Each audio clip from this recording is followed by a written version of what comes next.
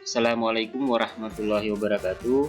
Pada kesempatan ini saya akan mencoba memaparkan ide atau gagasan saya yang dituangkan dalam artikel dengan judul Pengembangan Media Pembelajaran Adaptif berbasis Fasi Expert System untuk meningkatkan prestasi belajar siswa.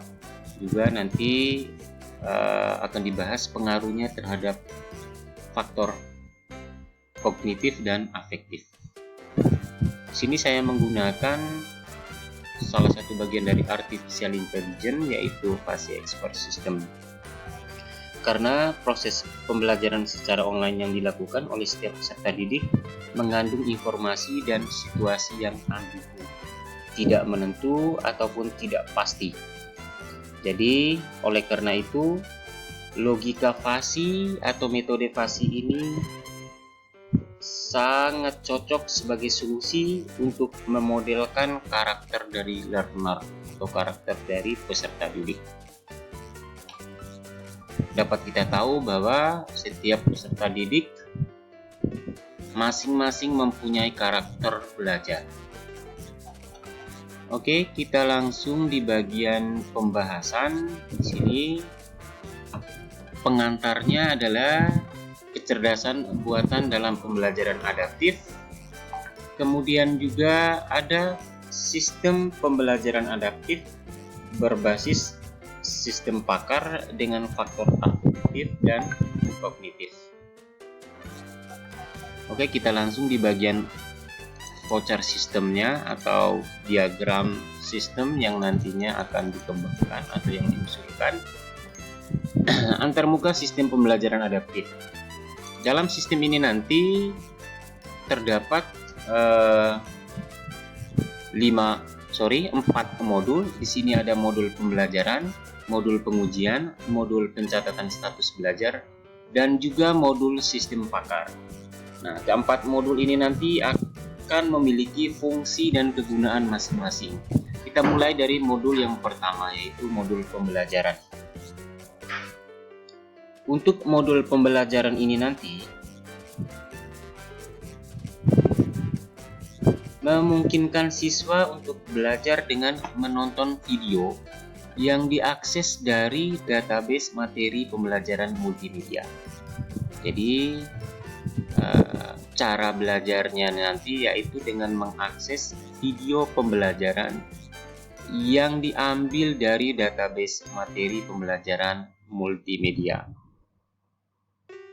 Kemudian modul yang kedua adalah modul pengujian. Modul pengujian digunakan untuk melakukan tes untuk mengevaluasi tingkat pengetahuan individu siswa.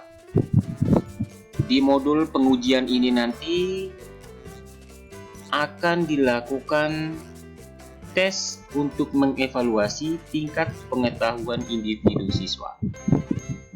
Data-data yang diperoleh dari mana? Data-datanya nanti bisa diakses dari modul pembelajaran dan juga dari database bank soal. Kemudian akan dites dan dievaluasi model-modelnya seperti apa. Lalu dari modul pengujian ini nanti selanjutnya akan masuk ke modul pencatatan status belajar. Apa kegunaan dari modul ini? Jadi modul pencatatan status belajar ini nanti digunakan untuk mencatat perilaku belajar setiap siswa dalam log system. Jadi modul ini nanti akan mencatat semua perilaku belajar dari siswa yang bisa diakses dari log system. Nah, jadi perilaku-perilaku baik itu yang berkaitan dengan afektif maupun yang berkaitan dengan kognitif nanti akan dicatat dan dievaluasi atau dianalisis pada modul pencatatan status belajar. Lalu yang terakhir adalah modul sistem pakar yang ini. Jadi modul ini digunakan untuk menganalisis status afektif dan untuk menentukan konten pembelajaran untuk individu siswa berdasarkan status afektif maupun status kognitif dan tingkat pengetahuan mereka. Jadi saya ulangi bahwa modul yang terakhir ini, yaitu modul sistem pakar, itu nanti digunakan untuk menganalisis status afektif dan kognitif dalam menentukan konten pembelajaran untuk masing-masing individu siswa atau learner berdasarkan status afektif dan kognitif.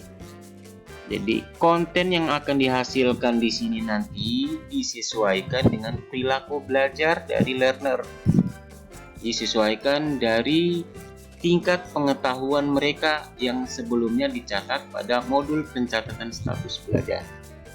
Nah, baik itu dilihat dari perilaku afektifnya maupun dilihat dari faktor kognitifnya. Tugas dari modul sistem pakar ini nanti dia akan menentukan rekomendasi konten yang cocok dari siswa tersebut seperti apa sesuai dengan karakternya. Misalnya karakter yang pertama pada modul setelah dilihat dari modul pencatatan status belajar yaitu karakternya A. Lalu dianalisis, diolah dengan menggunakan sistem pakar, dalam hal ini FASI rule base. Di sini nanti akan dibuatkan aturan. Ternyata konten pembelajaran yang sesuai dengan perilaku siswa tersebut dan yang sesuai dengan tingkat pengetahuan siswa tersebut adalah konten A misalnya. Maka hasilnya di sini nanti pelajar tersebut atau siswa tersebut akan direkomendasikan oleh sistem agar mempelajari konten A misalnya. Karena apa? Disesuaikan dengan kondisi atau perilaku belajarnya. Apabila setelah diolah lagi nanti, setelah ada peningkatan dari siswa tersebut, diolah lagi pada modul pembelajaran, ada peningkatan dalam dilihat dari modul pencatatan status belajar, baik itu dari faktor afektif maupun faktor kognitifnya. Maka pada modul sistem pakar nanti kemungkinan sesuai dengan rule yang dibuat di sini akan dinaikkan level konten pembelajarannya. Misalnya dari A naik ke B, kemudian mungkin dari B naik ke C, atau bisa saja dari konten yang levelnya level di atas lalu turun ke level yang di bawah lagi. Nanti akan disesuaikan dengan rule atau aturan-aturan yang nantinya kita buat pada modul sistem pakar.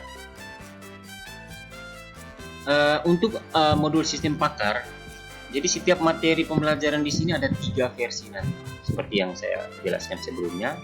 Ada level 1, ada level 2, ada level 3 atau materi A, B, dan C. Di sini diberi label versi standar, ada versi mendetail, dan versi lanjutan.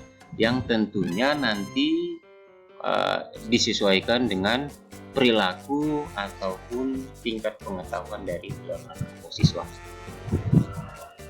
Oke, kurang lebih seperti itu usulan atau ide ataupun gagasan saya yang nantinya akan diusulkan ke tahap selanjutnya dan mudah-mudahan diterima untuk dijadikan proposal penelitian. Terima kasih. Wassalamualaikum warahmatullahi wabarakatuh.